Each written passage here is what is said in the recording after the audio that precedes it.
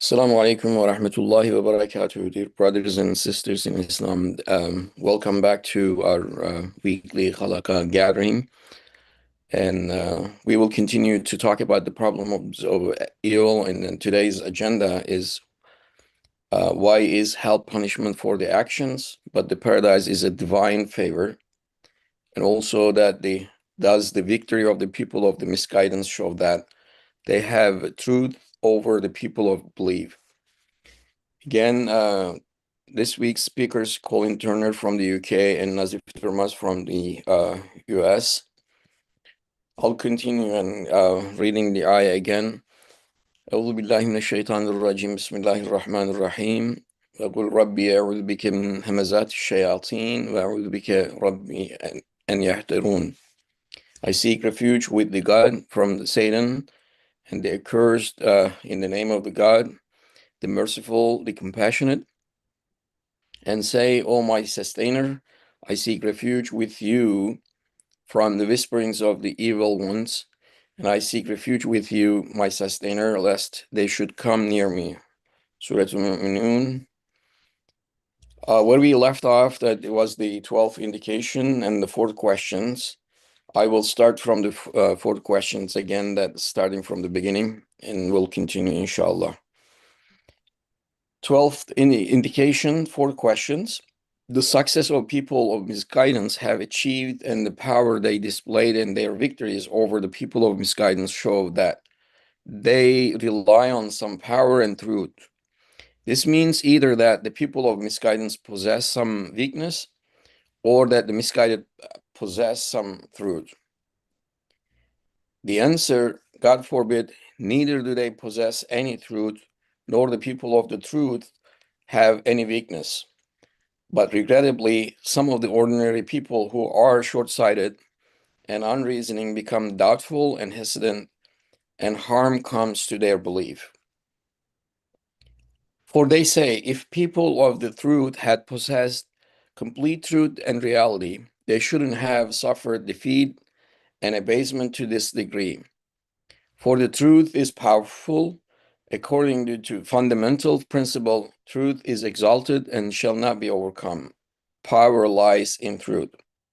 If people of misguidance had not possessed any true power and point of support, they could not have predominated over the people of the truth and triumphed to this extent. I'll read the couple paragraphs of the answer as well. The answer, as is proven in the above indications, the defeat of the people of the truth does not arise from the lack of power and absence of the truth, and it is also proven the people of misguidance victory does not spring from their power and capacity, and they're having some source of support. Hence, the answer to this question is all of the above indications. Here we shall only point out a number of the tricks and weapons they employ as follows. I read this paragraph as well, and then inshallah we can continue and ask questions and hear from our speakers.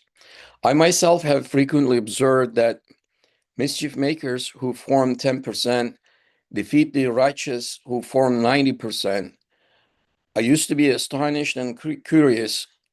Investigating understood certainly that their victory results not from power, but from corruption, baseness, destruction, taking advantage of the differences among the people of the truth, sowing conflict among them, from playing on their weak traits of character and grafting them with such traits and exciting the emotions of the soul and personal hatred, and through working the evil capacities in human nature, which are like minds of corruption, and through hypocritically flattering the soul's tyranny in the name of fame and glory, and through everyone fearing their unfeeling destructions.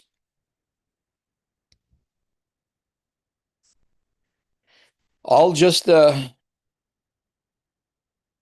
instead of continue just reading that this part as well, but I will just turn the floor to our speakers.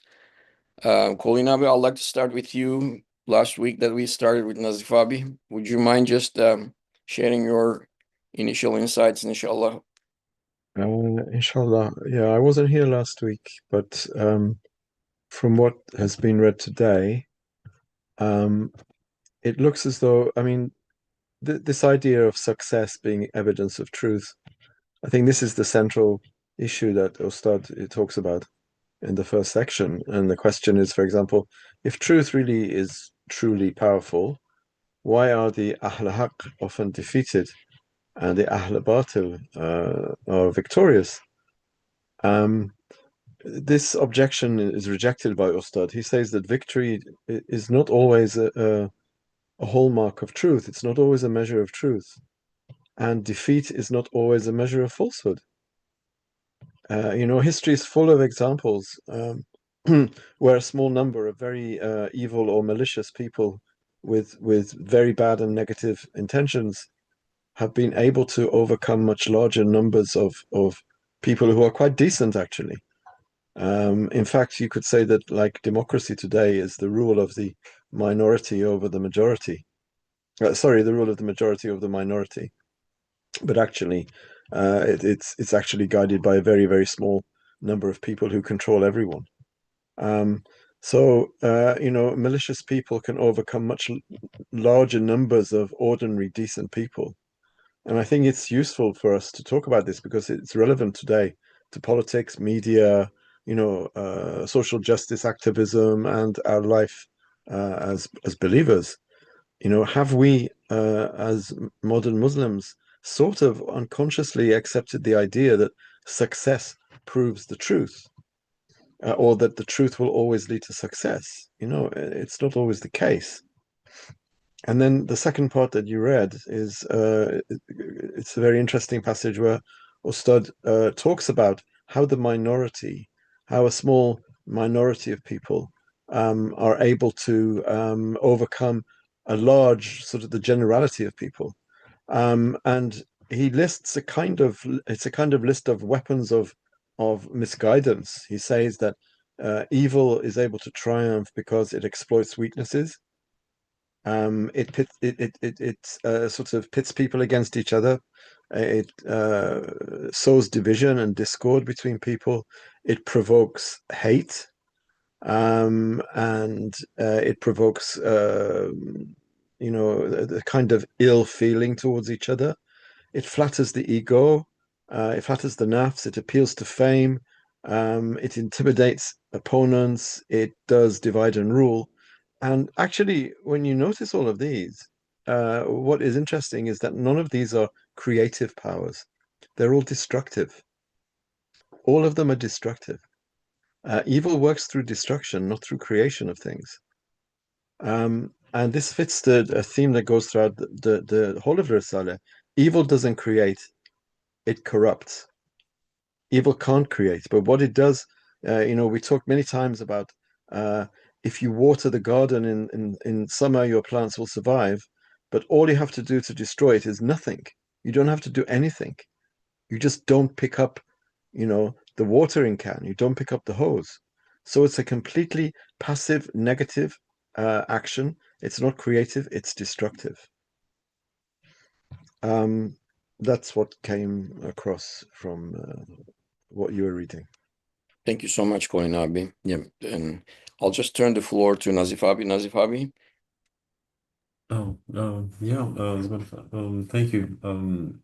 I think last week we talked about the to continue with like what Kunajam just mentioned about the destruction in the evil and then how easy it is for them to get together and form some sort of kind of a unity and attack, of course, I mean just the good and by simply just like dividing them and causing some sort of kind of a hatred or division or something that's what like what's going on like right in front of us. And I guess like that's why just maybe as I totally agree, it's just nothing but just destruction, the evil. And then of course it just maybe just what I'm kind of getting from so far what we read is it is maybe just almost kind of a requirement for all of us to be like I mean just in to be together and the good side because and also it is a great kind of lesson for us to understand that in the goodness we cannot create kind of stuff we cannot of course well, the only thing that we just do is we wish and then of course Allah Almighty is the one that who creates like the perfect example just that Kunajam like I mentioned from just to water a garden we don't do much. The only thing is just you just turn on the faucet and that's it. So it's just there is no more kind of like an action that we're going at, or just we're not even telling the plants, or just we're not even like I mean maybe penetrating the plants. Hey, just you know what you have to grow kind of stuff. It's just. But then you start also like in the previous weeks we talked about he just also mentioned that we need to be careful that to understand that while our good actions are only just like could be recorded as like a multiple, but that the evil is still kind of just maybe recorded as one. And then this also kind of like maybe just is a great lesson for us that just to see that there is a huge kind of maybe encouragement, right? Like it's just a hidden and from Allah's like in a treasure. So like it is now we this is a kind of like in a great lesson for us to get together to be like it's been in a unity kind of like in a form to against this kind of evil because the destruction is like not so easy like nothingness it's just so easy to destroy like it's been just everything even the relationships and this and that but then from the good side like we have to work a lot in a sense that excuse me, stand together and to understand this, the universe, the complexity and everything, to study it. And yes, like, just we cannot because, and destruction, excuse me, our hand is like it's just so kind of long in what like how it he explains like in the Risale that we can easily destroy everything, but then like in just in the good side, so we cannot because Allah Almighty is the one who is creating. So that is like basically just we need to stand like just together in a brotherhood or some or some sort of kind of an environment. So then like we can multiply our effect, our just maybe actions. So then like it just mean our attempts like it's been just like it multiplies. And so then we can stand against all these distractions, so to speak, because as we just like got another kind of lesson from here is that so all these the evil, what they do is just they don't do like much, but because the destruction is so easy, but they come at the good people, the good side in collectively, right? In a harmony. So they stand together and the attack is like just using the politics, social media, and this and that.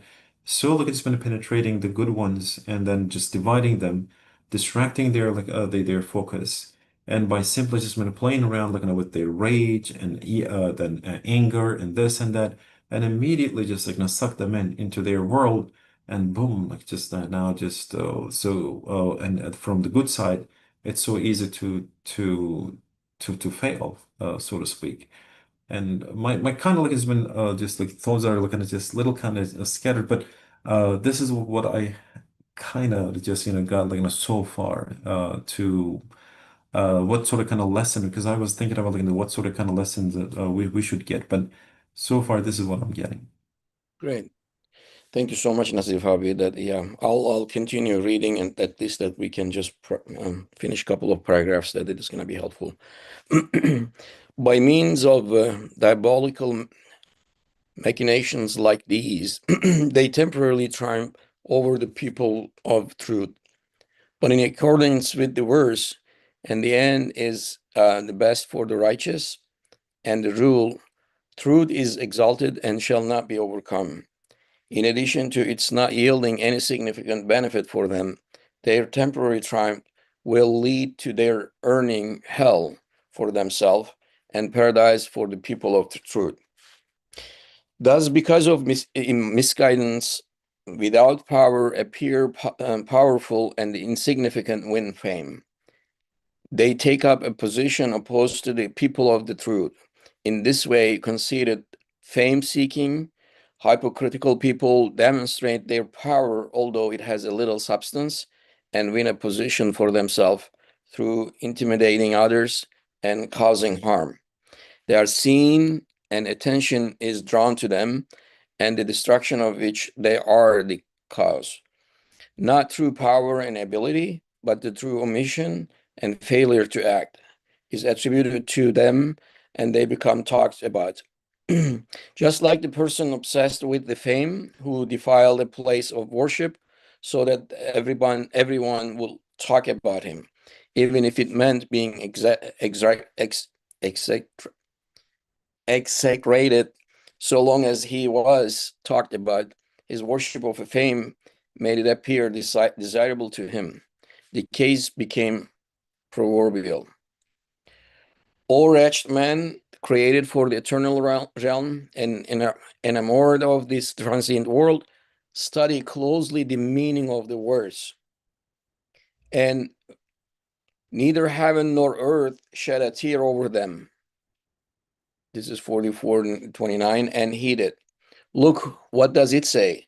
With the explicit meaning, it says, when the people of misguidance die, the heavens and earth, which are connected with men, do not weep over them. That is, they are pleased at their deaths. While with its implied meaning, it says, the heavens and earth weep over the bodies of the people of guidance when they die. They do not want them to depart, for all the universe is connected with the people of the belief, and its beings are happy with them. For by the virtue of their belief, they know the creator of the universe, so appreciate the universe's value and respect and love it. They do not nurture implicit enmity and contempt for it like the people of misguidance. I'll read this one as well, inshallah. Then we can turn the floor to our speakers. O man, think, you're bound to die. If you follow your soul and Satan, your neighbors and even your relations will be happy at the being delivered from you. But if saying, I seek refuge with God from Satan, the accursed, you follow the Quran and the merciful ones, sallallahu alaihi wasallam, that in accordance with your decree, the heavens and earth and all beings will be sorry at your parting, and in effect weep, mourning in elevated fashion and giving you a splendid send-off. They will indicate that you will have a good welcome in the world of eternity, according to your decree, when you enter it through the door of the grave. I'll stop, and then for this paragraph, Colin Abi, it's your turn and your floor is yours, inshallah. We'd like to hear your insights as well. There's a lot going on here, right? Right. And I think it's just basically building on what he said before.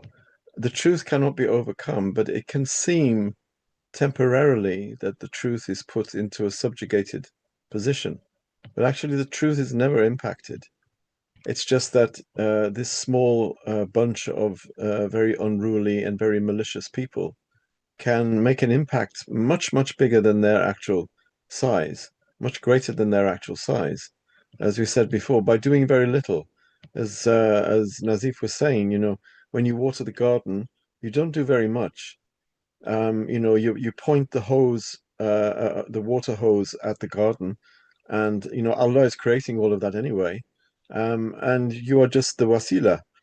But to do evil is even easier because to do evil, all you have to do is nothing. And so, these people who don't really have any power, they appear powerful, and if they're very insignificant, they appear famous because they're actually acting negatively. They're not acting creatively. They're acting destructively. And so they, through seeking of fame, for example, people are ready to do anything. Hypocritical people are ready to do anything in order to get fame and to get celebrity and to win a position for themselves in society. I mean, celebrity culture is a very good example of this. People becoming famous just because they're famous. I remember when we were at school, the teachers would say, "What do you want to be when you leave school?" And people would say, "A doctor, a dentist, an astronaut, or whatever." Today, people want to be seen and they want to be famous. And you say, "Famous for what?" And they can't say, just to be famous, just to be recognized and seen. So there's a destructive impulse in human beings. We are drawn towards the negative. We are drawn towards the destructive, not because we have power. We are ajiz and faqir, even though you're wielding a sword or you're wielding a nuclear weapon, you are still ajiz and faqir. But as Ustad says, it's through not acting, right? It's through not acting. It's through being destructive, not through being creative. Um, And this is even reminds me more of celebrity culture today, where he says, just like the person obsessed with fame who defiled a place of worship so that everyone would talk about him. Here we see in the West, for example, the hatred against Islam and people burning the Quran and people insulting the Prophet ﷺ openly just to get likes and clicks on Instagram or on TikTok or all these stupid social media sites. Actually, they're not stupid. They can be used for very good things, but usually the uses that they're put to are nefarious and not positive at all. So what we do is we think that someone who has no power and is acting destructively and is spreading evil or is intending evil, they can often seem very, very powerful. But actually, it's temporary, as we've seen, as history has shown. History doesn't remember these miscreants. History doesn't remember the evil ones. History records the name of the champions. Of the good, usually. Um, yeah, that's what came to mind uh, from this. But it's very, very. I mean, we read quite a lot, and then it's difficult to remember everything that's been covered. Right. So this is basically addressing just this first slide that's on the screen. Thanks. Inshallah. Thank you so much, Koinavi. I will read the last paragraph one more time again, but yeah. Nazif Abi, the floor is yours, and what is the first initial insight? Oh, yeah. Or Yeah, thank you. Just to like, wanted to like add maybe just a short, especially I mean this last part like it's just that we read and basically just like speaks about like today's age and maybe I mean it was like maybe it was like exactly the same because we never lived in that maybe in old age, but pretty much the kind of just the history repeats itself. And what we are saying is like now here is maybe it's the destruction of evil and that evil has become like a much more vocal and much more loud. I believe like they're louder because like now just with this technology and everything.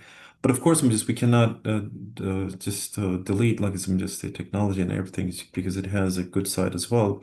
But maybe it is like our test has become like just maybe a little kind of just heavier in a sense that we need to find good sources like that this kind of these kind of like a Holocaust and good maybe intentions so then like we can get around it and be protected against all these like an evil and like this evil kind of thing happens and like Kunjam like mentioned of course I'm just everything all this maybe sins and these maybe attractive like an attractiveness of maybe just these kind of trivial activities are like it's been drawing us like just into it and but of course I'm just the best part of it is just to consider it and it's a great kind of practice for us is that it's fleeting it's transitory like and it's transient and so when compared looking with of course in eternity it's almost kind of nothing it's unimportant and for us, like, it's just to be definitely something to focus on how we can use this like usefully and how we can apply all these gadgets and beautiful advancement of technology into our lives and maybe just get something out of it. So then, like, maybe we can invest in and for our for the next life. and to be like it's been maybe a good um, examples and models for the next generation, like not just to show, and then of course I'm just build like it's been better kind of stuff like on top of it. So then, like, we don't have to be, like, of course, more responsible because in their life, like, when it was asked, so, like, what have you done?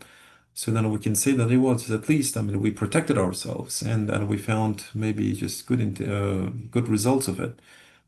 So then, exactly, just the point that still like it's been made just of course I'm just overall we don't want to be like and of course I'm just to be remembered or like we don't want to hear like just the neighbors like saying that oh just finally we got rid of them or something so because we don't want to become one of the misguidance people among that sort of kind of congregation of course I mean just everyone wants to be remembered like it's been nicely and I still remember like as a friend of mine when he lost his dad and so right after the funeral, so while they were like just leaving the graveyard, and just a couple people just did approach to him, and the people just I mean, he doesn't even know as a matter of fact. So like they told him like it's been just like your dad like he was a really nice guy man. He was really, and he kept like it's been hearing like it's been over and over and over.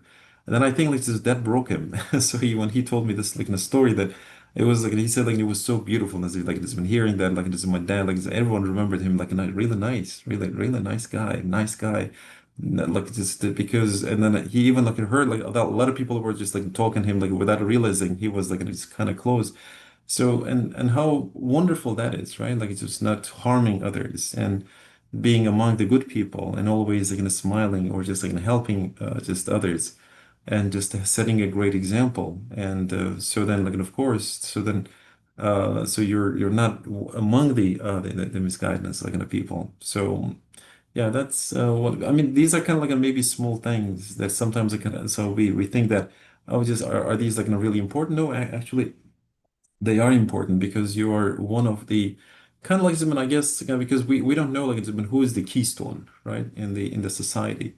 So like maybe just if everyone is acting like just in a sense that like well I mean if I should be kind of like just a good or something. So maybe just everyone is like in a keystone like because once like one of them is because we never know. So if one just goes to misguidance, so like maybe just that would always the holding keystone like some just the others again just among them. So yeah, that's what I want to say like so far.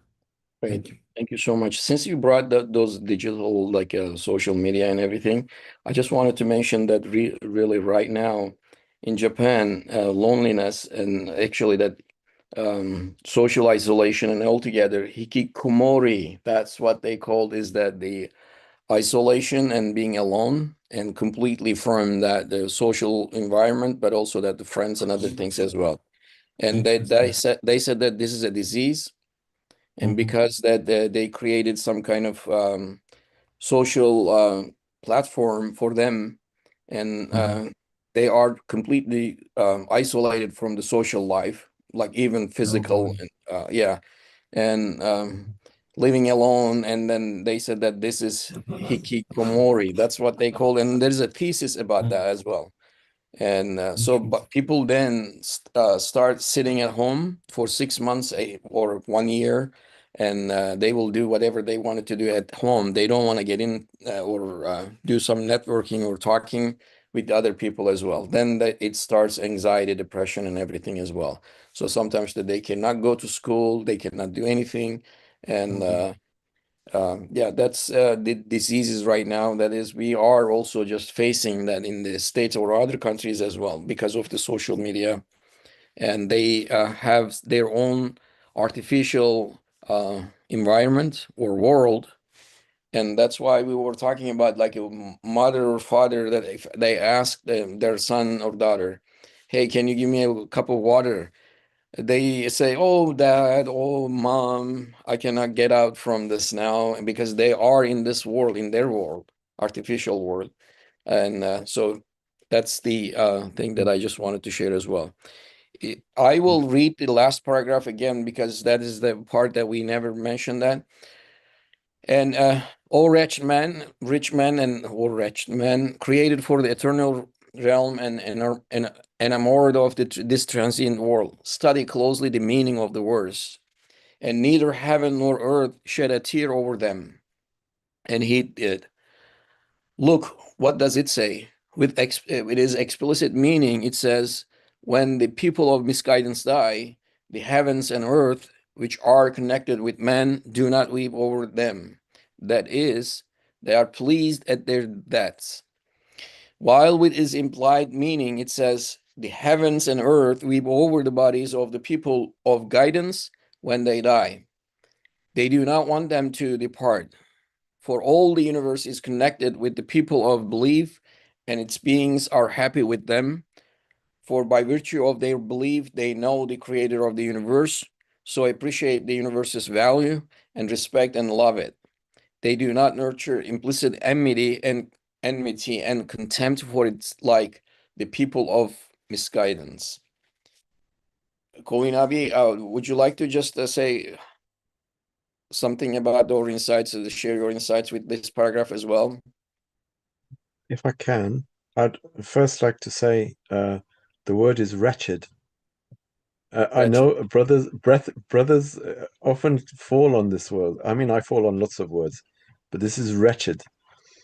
So, oh, wretched man. Um, yes, people of misguidance are not in equilibrium. They're not in balance with the creation, because the creation, the default setting of creation, is taslimiyah.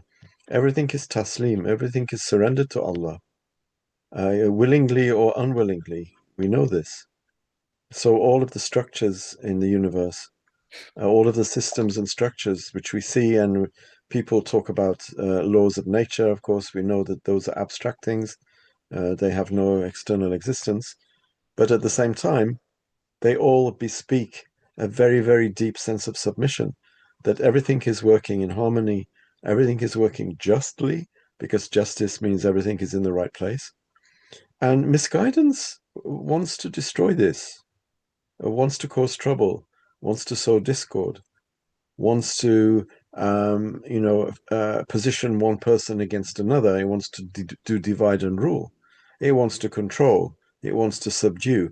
It wants to do all of these negative things, and all of these things are out of balance. And therefore, when people of misguidance die, as Ustad says, the heavens and earth are relieved, actually. So, okay, we can understand this metaphorically, but why not understand it literally? You know, the earth may actually breathe a sigh of relief when a person of misguidance dies. How do we know? I mean, in Malakut, surely the angels will be rejoicing. Um, and then it says the heavens and earth weep over the bodies of people of guidance, because the people of guidance are so precious, because they are the ones who preserve this sense of ubudiyah and taslimiyah. They disseminate it, they live it, they are living examples of it, and they are completely in sync with the rest of creation. They are completely in harmony with creation, because they don't make efrat and tafrit. They are balanced, they are just, they have an equilibrium which is mirrored in the creation itself. And so the universe is connected with all of the people of belief. Every atom is connected, because they're all making the same kind of tasbihat. And therefore, when someone dies, just as we are sad when someone we love dies, the heavens and the earth also weep over the awliya, the asfiya, the righteous scholars when they die. We shouldn't expect anything different from this, because the universe is living, the universe is alive. So it will be impacted, just as we are impacted as human beings. The universe will also be impacted by various degrees of misguidance, and also by various degrees of belief and conviction. That's all I can think of at the moment. Yeah, thank you so much, Kulnavi. Thanks for the wretched word that I Yes, can. wretched. Wretched. It's a Wretched. wretched word. Yeah. No, I was thinking, Hikmat, you have native speaker English. Why are you saying wretched? Okay, I wasn't, but yeah, okay. Nazif abi, do you have anything, and then I can just combine with the second paragraph, and then you can just Sure. give us your insight as well. Sure. And Yeah. this way that we will finish the 12th indications. O man, think you are bound to die if you follow your soul and Satan, your neighbors, and even your relations will be happy at being delivered from you. But if saying, I seek refuge with God from Satan, the cursed or cursed, you follow the Quran and the merciful ones below, sallallahu alaihi wasallam, then in accordance with your degree, the heavens and the earth and all beings will be sorry at your parting, and in effect weep, mourning in elevated fashion and giving you a splendid send-off. They will indicate that you will have a good welcome in the world of eternity, according to your degree, when you enter it through the door of the grave. Okay. Ali abi, go ahead, Ali abi. Yes, Assalamu alaikum. Alaikum salam, Ali abi. About the last paragraph, I can to share some realities given in the Risale Nur coming from the Quran, especially in the 23rd word in the second chapter. There's a question in the fourth remark. Last paragraph of this remark is similar to this paragraph, but we can remember the question asked there. Question is this: Bismillahirrahmanirrahim. And do not say, I am nothing. What importance do I have that the universe should purposefully be made subject to me by an absolutely all-wise one and universal thanks required of me? And also do not say, I am nothing. What importance do I have that the universe should purposefully be made subject to me? In this context, you know that it is not said to us, no, to me. If it was said to us, we can remember that this looks to wahidiyah, but now ahadiyah, to me. Universe, with the order of Allah, is serving each of us in a specific way, in a special way. And our responsibility is to see the worship of the universe, to bear witness their worship, and to represent their worship at the court of Allah by saying, إِيَّاكَ نَعْبُدُ وَإِيَّاكَ نَسْتَعِينُ. As far as I understand from these realities, universe is serving to each person in a specific way. If a person doesn't know Allah and doesn't see the worship of the universe, the services made by the universe for that person in a specific way go to nothingness. Only by saying İyyâke na'budu, the services reach the target or aim, because man is as if the tongue of the universe, as a vicegerent of the earth. Man is responsible for seeing, for discovering the worship of the universe. If a person doesn't perform his duty, her duty, cannot see the worship of the universe and cannot represent their worship at the court of Allah. This is a serious problem. And at the end of this, only last paragraph, a few sentences or two or one sentence at the end, to conclude, similar to the reality we are reading now in the last paragraph. To conclude, if you heed Satan and your soul, you will fall to the lowest of the low, asfali safilin. But if you heed truth and the Quran, you will rise to the highest of the high and become the most excellent pattern of the universe.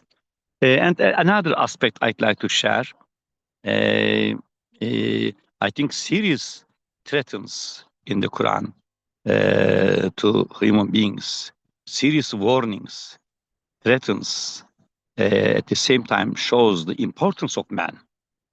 because man has serious duties, and if the person neglects his or her duties, these serious problem with the universe, because the universe is turning around each person in a specific way. Inshallah, we should remember more with our nefs and with friends the position of man in the universe.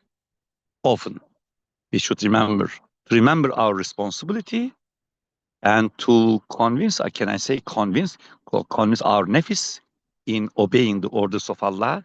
We should remember the position of human being in the universe. Yes, thank you. Thank you so much, Alabi. Yeah, that's great, really. Connecting with the words as well. And yeah, whole cosmos is working, or whole world is working for human and man. And I think man needs to understand and know and then obey that the order and understand his duty and job here and goals here as well. Nazif Abi, it's your turn right now, inshallah. It's your floor. Your floor right now is Oh, available. Go ahead, please. yeah. Thanks a lot for Alujam. Yeah, just he basically just said what I was going to say, like mashallah, and kind of gathered all our thoughts in a sense, and I totally agree with him, and I think so far that's what we had been discussing for the past few weeks, and how wonderful it is to be like to understand and to recognize Allah's, of course, I'm just creatures all around us, and to elevate our iman to the level of an understanding and to acknowledging the fact that yes, I'm just man is created as a vicegerent of the universe, and to acknowledge that sort of kind of a level and responsibility, and to be in harmony with everything that he created. And we shouldn't always like I mean just now of course I mean just even like just uttering the words, right, ashhadu an la, so like just now we are saying that yeah, I would like to be witness, but of course I mean just witnessing everything is not only just looking at the birds and plants and the trees and saying that, oh, mashallah, of course, I mean, we're going to have to say that. So Allah created them the most kind of respect. But then what is my duty in this, right? What's my responsibility? So how can I put all these like in action with everything that I do every day, right? Like it's been just now, should it stop over there, like when you're taking a nature's walk, right? And then you see a couple of birds and chirping, and then some leaves, and just because of the winds, like they're just reeling. And yeah, I mean, beautiful scene, and how you cannot even contain your amazement, and you just utter the words, mashallah, alhamdulillah. But then does it really stop there? So like, should we?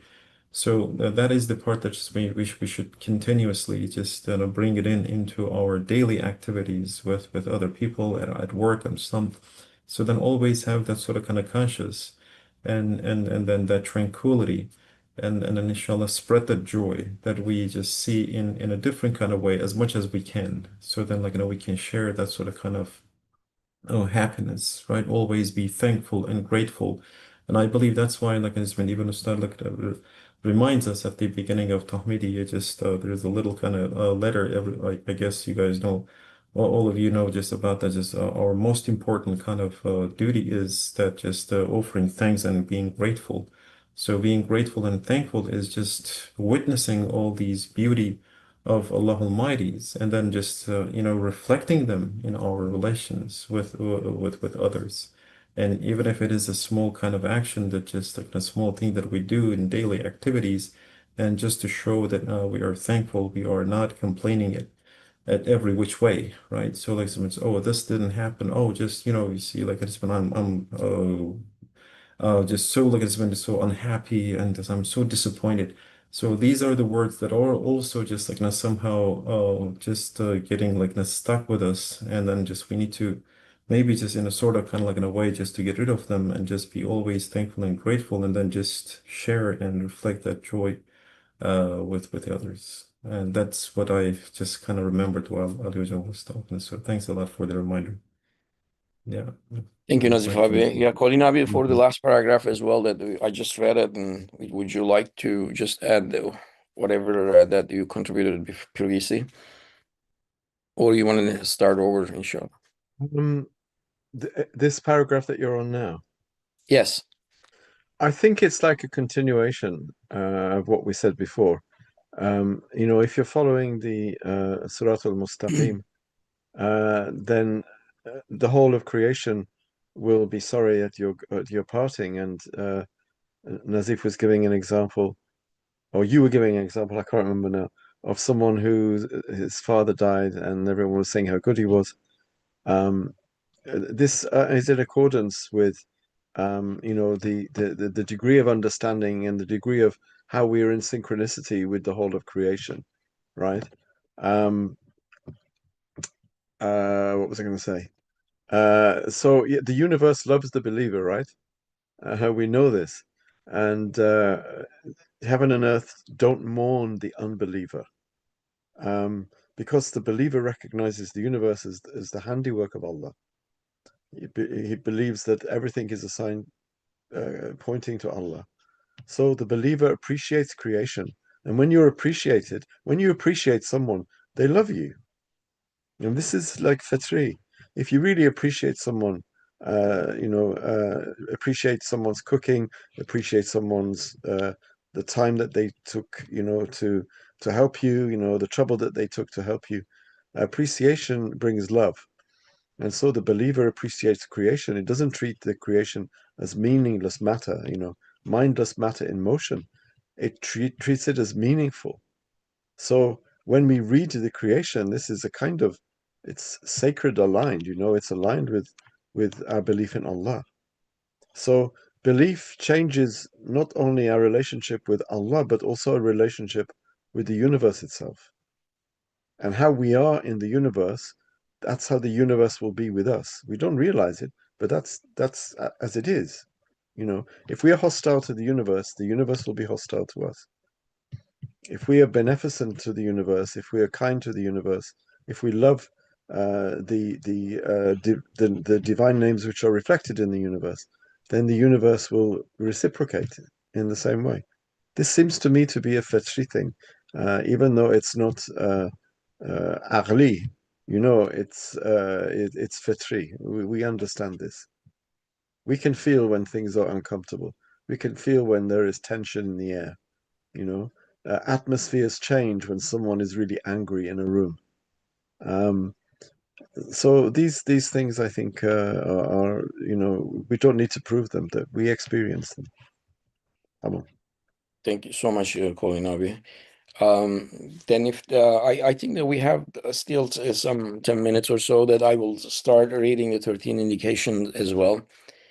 And we can look at the couple of paragraphs that we discuss, inshallah. 13 indication. This consists of the 3 points. The first point, one of Satan's most cunning wiles is to deceive people with narrow minds, short views, and constricted hearts concerning the immensity of the truths of belief. He says, it is said that a single being directs and administers within his dominicality all particles and planets and stars and all the other beings and all their states. How can a person believe in such an immense and extraordinary matter? How can it be contained in the heart? How can the mind accept it? He awakens a feeling of denial in respect of human impotence. The answer, the way to silence this wile of Satan's is God is most great. Allahu Akbar. And it is true answer is God is most great. Yes, the reason God is most great is the most frequently repeated of all the marks of Islam is to eliminate this wile. For it is through the light of God is most great that man's impotence and the lack of power, weakness and lack of strength, and narrow thought see such infinitely vast truth and affirm them. It is through the strength of God is most great that man sustains those truths and situates them within the sphere of God is most great, and he says to his heart, which starts to doubt. It is self-evident that the universe is administered and directed in the most orderly fashion there are two ways in which this may occur. I think I will stop the ways that we can discuss, inshallah. The maybe first way, and then I can turn, because we will have some time to discuss this part. The first way is, it is impossible that despite its wondrous immensity, such an astonishing work comes about the true wondrous art in a wondrous way. So the first way is that universe exists through the dominicality, will, and power of a single and eternally besought one. To those existence are witnesses to the number of beings, indeed of a minute particles. I will turn the floor to Nazif Abi then, and then I would like to hear Colin Abi too. Oh, Nazif Abi, are you available? sure. I'd like to, just give the floor to Konlojam here. So maybe, spoke like some. I don't think we have time to You discuss have this. It time? will be Yeah. reductive, I think. And Right. I haven't yet formed any ideas, to be Yeah. honest. Okay, then I will just, if both speakers are agreed, then I will read at least the second way, finish it. The second way, I think, oh, Ali Alojam has Abi, got, yeah. Ali Abi, go Yes, ahead, please. I'd like to share something shortly. Allahu Akbar, we say often in our prayer and other times with any opportunity, but more than other times when we say Allahu Akbar during Hajj. In the fourth ray, in the 16th word, in the words, the reason of this is explained. Why Hajj say Allah Akbar more comparison with other times? I think this is related to the universal worship. The Hajj is like key and durbin. What does durbin mean in English? Durbin means durbin. Yeah, binocular, yeah. Binocular. Yes, key and binocular. As with binocular, far things become closer to the heart of the Hajj, and with the key, the universe's worship is unfolded. To realize, we can remember together that there is no degree in the power of Allah, God's absolute. But in our knowledge, there are degrees about understanding our impotence, and by witnessing the power of Allah. There are degrees in our understanding. I think the more we perform our duties, especially about universal worship, inshallah, the more with every believer, the more we realize the worship of the universe. The more to see the worship of the universe takes the person to realize the power of Allah more. And then the believer says, Allah Akbar. Because we cannot see Almighty Allah, but we can see and we should see the worship of the universe. By realizing the worship of the universe, I try to repeat, you know, the power of Allah is discovered more by seeing the worshipper. From the particles to the stars, everything is obeying the orders of Allah. But the matter is this, how we can see the worship of universe.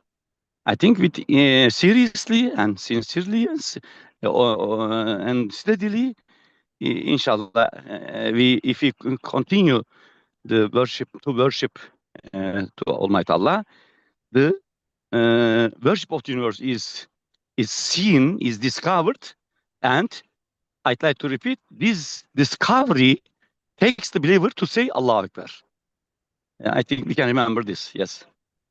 Thank you so much, Ali Abi. Yeah, Ali Abi, while you are on the microphone or just on the floor, would you mind just making dua for us and to conclude this week's halaqah and gathering, inshallah. Yes. سبحانك لا علم لنا إلا ما علمتنا إنك أنت العليم الحكيم وآخر دعواهم أن الحمد لله رب العالمين. أعوذ بالله من الشيطان الرجيم. بسم الله الرحمن الرحيم. والعصر إن الإنسان لفي خسر إلا الذين آمنوا وعملوا الصالحات وتواصوا بالحق وتواصوا بالصبر. صدق الله العظيم. سبحان ربك رب العزة عما يصفون وسلام على المرسلين والحمد لله رب العالمين. أعوذ بالله من الشيطان الرجيم. بسم الله الرحمن الرحيم. ربنا آمنا بما أنزلت واتبعنا الرسول فاكتبنا مع الشاهدين واعف عنا واغفر لنا وارحمنا أنت مولانا فانصرنا على القوم الكافرين. اللهم صل على سيدنا محمد طب القلوب ودوائها وعافية الأبدان وشفائها والنور الأبصار وضيائها وعلى آله وصحبه وسلم. اللهم بحق سورة الإخلاص اجعلنا من عبادك المخلصين المخلصين. آمين. لله تعالى الفاتحة.